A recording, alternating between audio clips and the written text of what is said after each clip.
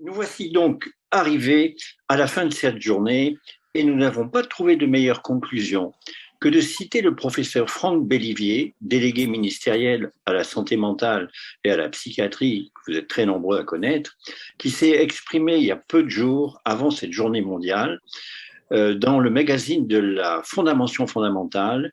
Et je vous laisse découvrir cette phrase sur votre écran, phrase qui résume on ne peut mieux le mot d'ordre de notre journée. Il faut soutenir la personne dans son parcours de vie, pas seulement dans son parcours de soins. Je vous laisse méditer. Et enfin, pour terminer cette journée, je cède la parole à notre président Dominique Guillot qui va la clôturer. Dominique, c'est à vous. Merci beaucoup Bernard. Bien écoutez, au moment de clôturer effectivement cette journée qui a été très dense, très riche, rondement menée, comme vous avez pu vous en rendre compte. Donc je voudrais tout naturellement remercier tous nos intervenants qui ont participé avec talent à cette journée exceptionnelle, donc en dépit de leur activité professionnelle ou autre, tout en se pliant à nos exigences d'horaire et autres desiderata avec beaucoup de compréhension et de flexibilité, puisque vous avez vu effectivement que nous avions un timing bien minuté. Je voulais aussi exprimer, et je pense que vous serez d'accord avec moi, une vive reconnaissance à toutes les personnes qui ont accepté de s'exprimer, que ce soit des bénévoles de l'association ou non, en direct ou également en vidéo, comme vous l'avez vu, donc des témoignages ce matin. Donc ces différents témoignages constituent, à n'en pas douter, une véritable valeur ajoutée à cette manifestation 2022. Je voulais également remercier nos partenaires, je crois qu'on les a aperçus tout à l'heure, de cette journée.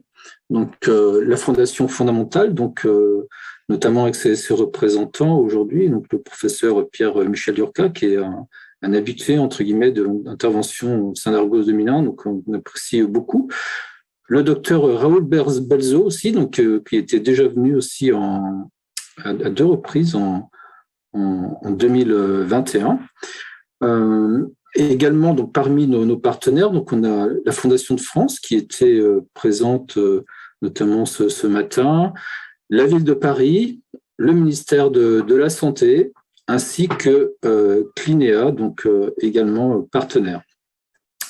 Je veux bien sûr remercier tous les membres de l'organisation de cette journée, qui ont consacré beaucoup de temps. Ce sont énormément d'heures dont on ne se rend pas compte, tellement la journée a paru fluide. Voilà, ils sont ici représentés sur cette diapositive. Notre chef de projet 2022, Eliane Menon, qui n'a pas ménagé sa peine, pour parvenir en fait à mener à bien cet événement qui est vraiment une réussite. Elle était accompagnée de Blandine Boussard, que vous avez vu à plusieurs reprises au cours de la journée, Anne Cinca, également Bernard Puy-Basset, Apolline Le Romancière, qui est une jeune journaliste, qui a conduit les entretiens qu'on a vus ce matin, et puis Antoine, qui était dans l'ombre, Antoine Mabila de la société Octalino. Et c'était Octalino en 2015 qui avait assuré également la technique pour cette journée mondiale. Donc un grand merci à Antoine pour la technique. Il faut savoir que cette journée, avant que vous nous posiez la question, d'ailleurs, je crois que je l'ai vu à quelques reprises, vous pourrez la retrouver bien sûr sur notre site internet, Journée mondiale des troubles bipolaires, ainsi que sur la chaîne YouTube Argos 2001.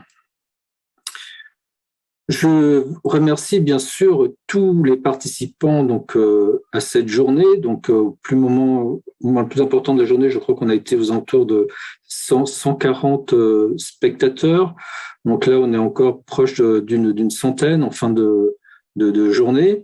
Donc, je vous donne rendez-vous donc le 30 mars donc 2023 pour, eh bien, ce sera la 9e édition, en espérant bien sûr que nous pourrons cette fois, donc comme je le disais ce matin, donc être à la fois donc, dans un lieu donc, physique qui n'est pas encore déterminé, et puis bien sûr en numérique pour qu'on puisse en fait nous suivre également pour les gens qui ne pourraient pas se déplacer. Donc voilà, donc moi je vous invite également, donc si ce n'est pas encore le cas, à adhérer à notre association. N'hésitez pas également donc à lui faire des dons. Donc ces dons seront vraiment bien utilisés à bon escient, en particulier dans la formation des bénévoles, pour accueillir encore davantage de patients et de proches. On en a parlé tout à l'heure dans nos groupes de parole et dans nos accueils personnalisés. Sur ces paroles, eh bien, je vous souhaite une bonne fin de journée et je vous salue et vous dis à bientôt.